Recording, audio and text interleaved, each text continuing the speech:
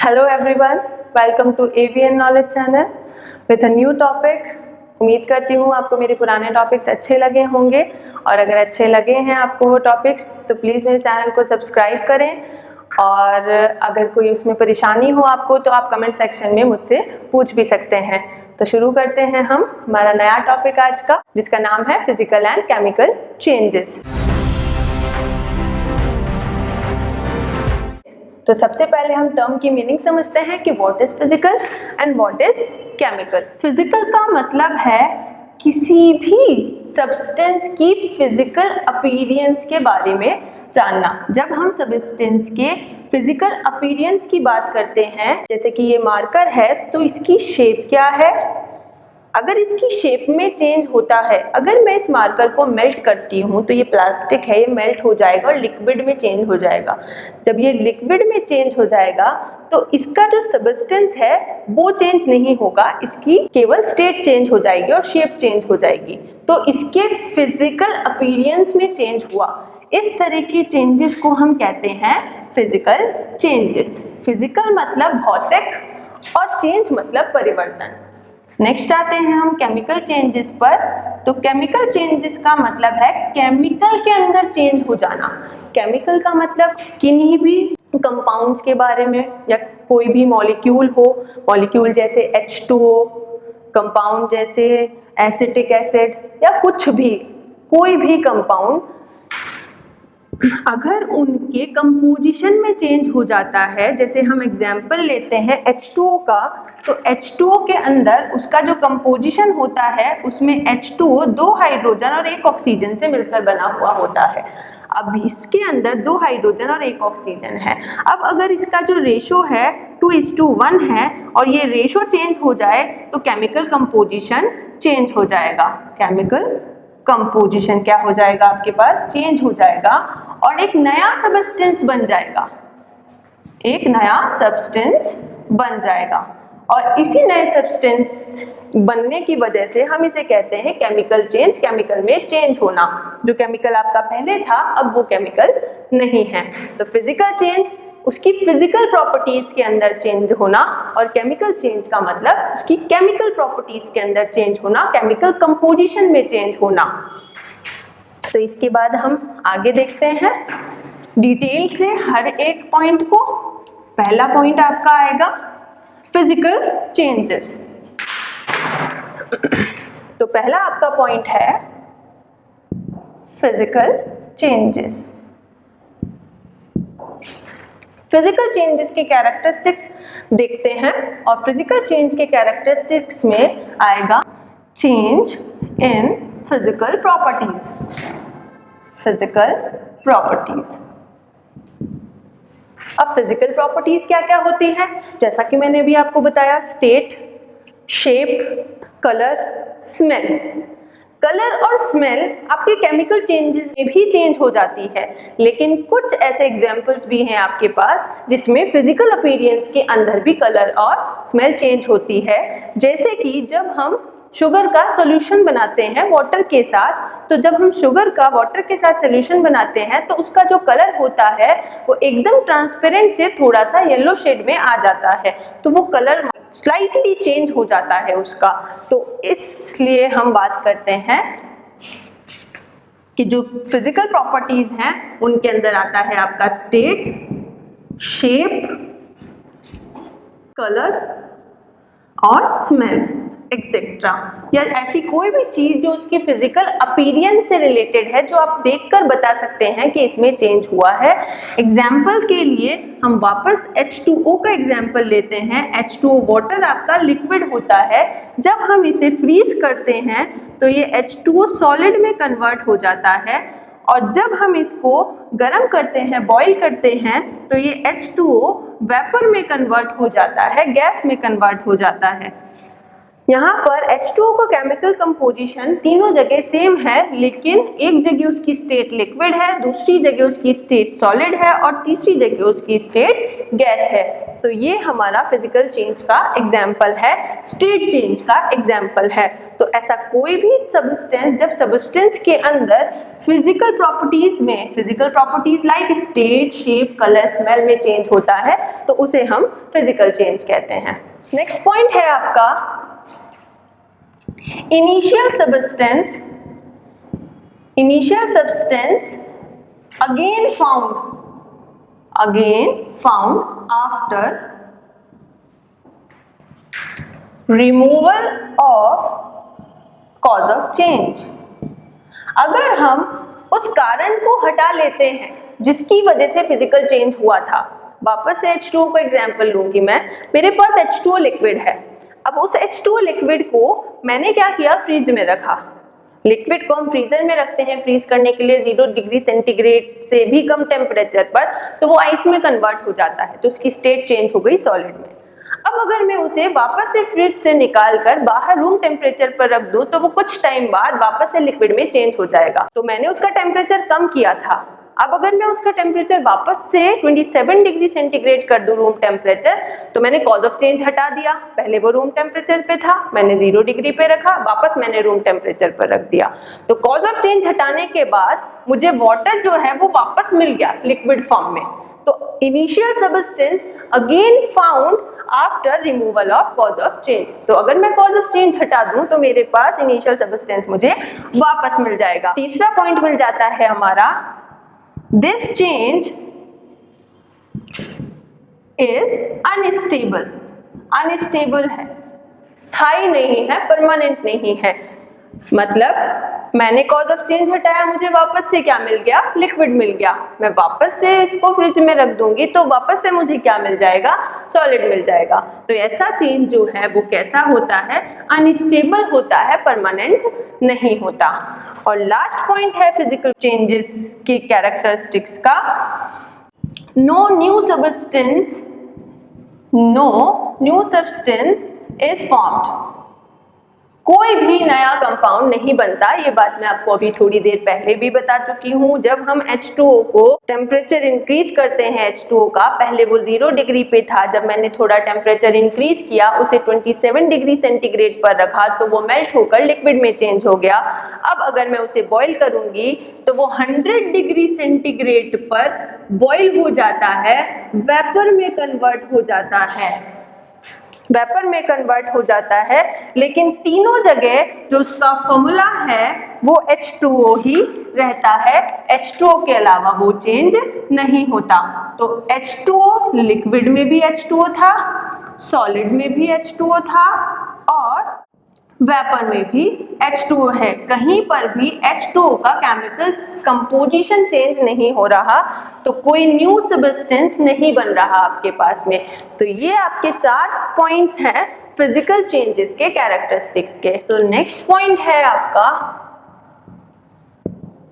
Chemical changes और उसके characteristics. अब केमिकल चेंजेस के कैरेक्टरिस्टिक्स देखेंगे तो हम कंपैरिजन करेंगे। जब भी हम किसी चीज से कंपैरिजन करके स्टडी करते हैं तो वो स्टडी हमारे लिए ज़्यादा यूजफुल हो जाती है। और वो यूजफुल इसलिए क्योंकि इससे हमारे 2 पॉइंट क्लियर होते हैं। जब हम कंपैरिजन करते हैं तो जब हम दोनों पॉइंट्स का कंपेयर करेंगे तो दोनों पॉइंट क्लियर हो जाएंगे। आपको अलग अलग दोनों पॉइंट को पढ़ने की कभी ज़रूरत नहीं होगी। आप एक पॉइंट पढ़ोगे, आपको दूसरा वाला अपने आप ही समझ आ जाएगा। तो हम केमिकल चेंजेस के पॉइंट देख रहे हैं। पहला पॉइंट हमने फिजिकल चेंज में पढ़ा था, फिजिकल प्रॉपर्टीज में चेंज हो जाता है, फिजिकल प्रॉपर्टीज बदल जाती है। तो यहाँ पर हम पढ़ेंगे केमिकल कंपोजिशन में चेंज हो जाता है। Chemical composition of substance is change. मतलब कोई भी एग्जाम्पल, एक छोटा सा एग्जाम्पल मैं लेती हूँ, जैसे कार्बन है। कार्बन को जब हम ऑक्सीजन की प्रेजेंस में हीट करते हैं तो इससे बनता है कार्बन डाइऑक्साइड। तो जब कार्बन था और ऑक्सीजन था, इन दोनों ने मिलकर क्या बना लिया, कार्बन डाइऑक्साइड। यहाँ पे इसका केमिकल कंपोजिशन C था, इसका O2 था। अब जो नया सब्सटेंस बना आपके पास उसका केमिकल कंपोजिशन है CO2। तो आपके पास जो नई गैस आई है उसकी प्रॉपर्टी इससे डिफरेंट है। सिंपल सी बात है, कार्बन आपका सॉलिड है, ये आपकी गैस है, ऑक्सीजन आपकी गैस है और ये भी आपकी गैस है, लेकिन प्रोडक्ट के अंदर सिर्फ गैस है आपके पास, जबकि रिएक्टेंट के अंदर सॉलिड भी है और गैस भी है, और ये दोनों अलग सब्सटेंसेस हैं। O2 की प्रॉपर्टीज अलग होती हैं और कार्बन डाइऑक्साइड की प्रॉपर्टीज अलग होती हैं। ऑक्सीजन को जो ह्यूमन है वो रेस्पिरेशन के अंदर इनहेल करता है, जबकि कार्बन डाइऑक्साइड को वो क्या करता है, एक्सहेल करता है। तो ये तो सिर्फ एक एग्जाम्पल दिया है मैंने छोटा सा कि प्रॉपर्टीज कैसी डिफरेंट है, और भी बहुत सारी प्रॉपर्टीज हैं जो इन लोगों में आपस में डिफर करती है। तो ये केमिकल कंपोजिशन चेंज का एक एग्जाम्पल है आपके पास। केमिकल कंपोजिशन में चेंज हो जाता है, पहला पॉइंट। दूसरा point, this change is stable. वहां हमने पढ़ा था अनस्टेबल और यहां हम पढ़ रहे हैं stable. This change is stable मतलब स्थायी है, परमानेंट है, ठीक है। तो मतलब स्टेबल हो गया, परमानेंट हो गया। एक बार हमारे पास कार्बन डाइऑक्साइड बन गई तो अब हम इस कार्बन डाइऑक्साइड को इजीली वापस ऑक्सीजन और कार्बन में कन्वर्ट नहीं कर सकते। कार्बन ने ऑक्सीजन से रिएक्ट किया, रिएक्ट करके कार्बन डाइऑक्साइड बनी और एयर में चली गई। अब आप एयर में से इसको पकड़ोगे, तोड़ोगे, वो तोड़ना इतना इजी नहीं होता, उसके लिए दूसरी रिएक्शन मैकेनिज्म का यूज होता है। This change is stable. Second point, मतलब आपके पास इनिशियल सब्सटेंस वापस से नहीं बनता। Initial substance is not formed again. तो ये दोनों पॉइंट लगभग वैसे तो एक ही पॉइंट में आ सकते हैं कि this change is stable and initial substance is not formed again. तो दोबारा आपके पास इनिशियल सब्सटेंस इसमें नहीं बनता, एक नए सब्सटेंस का फॉर्मेशन हो जाता है। New substance is formed. Chemical composition change हो जाता है, चेंज स्टेबल है, इनिशियल सब्सटेंस वापस से नहीं बनता और न्यू सब्सटेंस फॉर्म हो जाता है। तो ये आपके कुछ एक एग्जाम्पल हैं केमिकल चेंजेस के। अब केमिकल चेंजेस और फिजिकल चेंजेस दोनों के जनरल एग्जाम्पल्स पे बात करती हूँ। फिजिकल चेंज के जनरल एग्जाम्पल पे मैंने आपसे बात कर ली है, जो आप डेली रूटीन में अपने देखते हो। पानी का एग्जाम्पल कि आप पानी को भरकर फ्रीजर में रखते हो ताकि वो जम जाए, सॉलिड में कन्वर्ट हो जाए। जब आप वापस से बाहर निकालते हो तो बर्फ थोड़ी देर में पिघल जाती है। पानी को बॉयल करते हो, वो इवेपोरेट हो जाता है, वेपर में कन्वर्ट हो जाता है। तो ये मैंने आपको जनरल एग्जांपल दिया फिजिकल चेंज का। मैंने एक और एग्जांपल दिया था फिजिकल चेंज का आपको, जब मैं शुगर और वाटर का सोल्यूशन बनाती हूँ। तो जब मैं शुगर के साथ वाटर का सोल्यूशन बनाती हूँ तो उसका केमिकल कंपोजिशन चेंज नहीं होता, बस वो सोल्यूशन बन जाता है शुगर का। हम उसे शुगर का सोल्यूशन ही बोलते हैं, हम उसे कोई दूसरे नाम से नहीं बुलाते क्योंकि उसमें कंपोजिशन चेंज नहीं होता। वो मैंने आपको कलर के लिए एग्जाम्पल दिया। सेकेंड है आप केमिकल चेंजेस के जनरल एग्जाम्पल जो आप डेली लाइफ में देखते हैं कि कौन कौन से एग्जाम्पल केमिकल चेंज के हो सकते हैं। तो मैं बहुत ही जनरल एग्जाम्पल्स में आपसे बात करूंगी, जैसे कि दही जमना। आप अपने घर में देखते हो कि जो आपकी मम्मी होंगी वो दूध में थोड़ा सा जावन मिलाती हैं और उसे रात में रख देती हैं, तो वो कुछ घंटों के बाद दही जम जाता है। तो जो दूध की प्रॉपर्टीज होती हैं, मिल्क की प्रॉपर्टीज होती हैं, वो कर्ड की प्रॉपर्टीज से अलग होती हैं। मिल्क आपका खट्टा नहीं होता, दही आपका खट्टे टेस्ट का होता है। ये एक जनरल प्रॉपर्टी जो आप देख सकते हो। तो दही का जमना एक बहुत अच्छा एग्जाम्पल है आपके केमिकल चेंज का। वहां पे केमिकल कंपोजिशन जो है वो चेंज हो जाता है, बिल्कुल अलग हो जाता है। इसके अलावा एक और जनरल एग्जाम्पल है रस्टिंग ऑफ आयरन। रस्टिंग का मतलब है जंग लगना। तो जो आयरन है, लोहे पर जंग लग जाती है।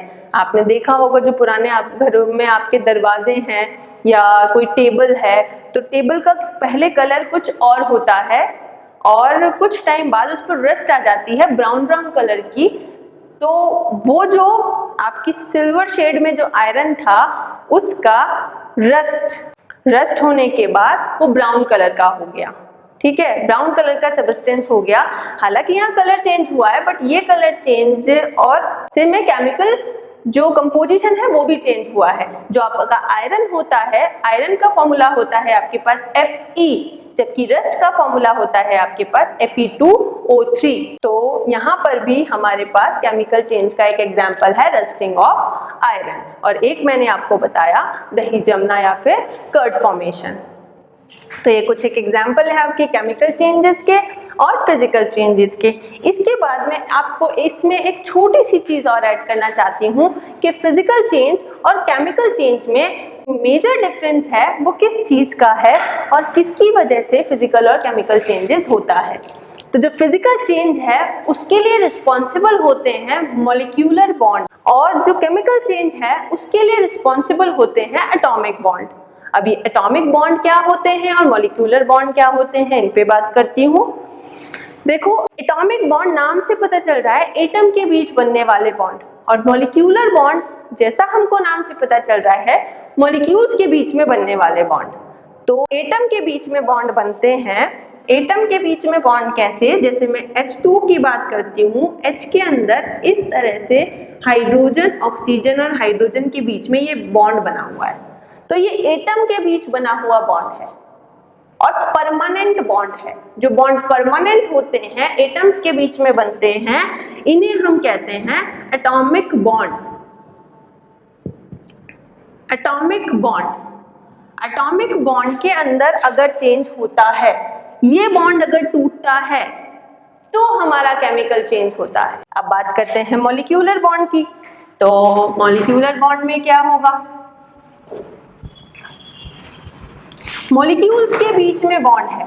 तो H2 का एक मॉलिक्यूल आपके पास है H2O, इसका जो दूसरा मॉलिक्यूल है वो आपके पास है H2O। इसके और भी मॉलिक्यूल होंगे, उनका फॉर्मूला भी होगा H2O। तो H2O और H2O के बीच में ये जो डॉटेड लाइन से मैंने बॉन्ड बताया है आपको, ये एक वीक बॉन्ड होता है, परमानेंट बॉन्ड नहीं होता। इसे हम कहते हैं मॉलिक्यूलर बॉन्ड। जब इस मॉलिक्यूलर बॉन्ड में चेंज होता है तब आपका चेंज होता है फिजिकल चेंज, और जब एटॉमिक बॉन्ड में चेंज होता है तो हम उसे कहते हैं केमिकल चेंज। जब ये बॉन्ड टूटते हैं वीक बॉन्ड, तो इन मॉलिक्यूल्स के बीच की डिस्टेंस बढ़ जाती है, और जब डिस्टेंस बढ़ती है तो जो मेरे पहले के टॉपिक्स मैंने आप लोगों को पढ़ाए हैं उसमें मैंने आपसे लिक्विड, सॉलिड और गैस स्टेट की बात की थी। तो जो आपका सॉलिड होता है डिस्टेंस बढ़ने के बाद लिक्विड में कन्वर्ट हो जाता है, और ज्यादा डिस्टेंस बढ़ने के बाद वेपर में चेंज हो जाता है, गैस में चेंज हो जाता है। तो यहाँ पर जो बॉन्ड टूटता है वो टूटता है मॉलिक्यूलर बॉन्ड। और अगर इस H2O का एटॉमिक बॉन्ड यहाँ टूट गया तो आपके पास बनेगा केमिकल बॉन्ड, टूटेगा और होगा केमिकल चेंज। कोई परेशानी हो अगर आपको इस किसी भी टॉपिक पे, तो आप मुझे कमेंट सेक्शन में लिखकर बता सकते हैं। शुक्रिया। आज का हमारा जो टॉपिक है यहाँ पर ओवर हो गया। हमने आज पढ़ा फिजिकल और केमिकल चेंज के बारे में। अगर आपको मेरी वीडियो पसंद आई हो तो चैनल को सब्सक्राइब जरूर करें और आगे भी मेरे वीडियोस को देखते रहें और लाइक करें। किसी भी तरह की परेशानी हो तो आप कभी भी मुझे कमेंट सेक्शन में बता सकते हैं।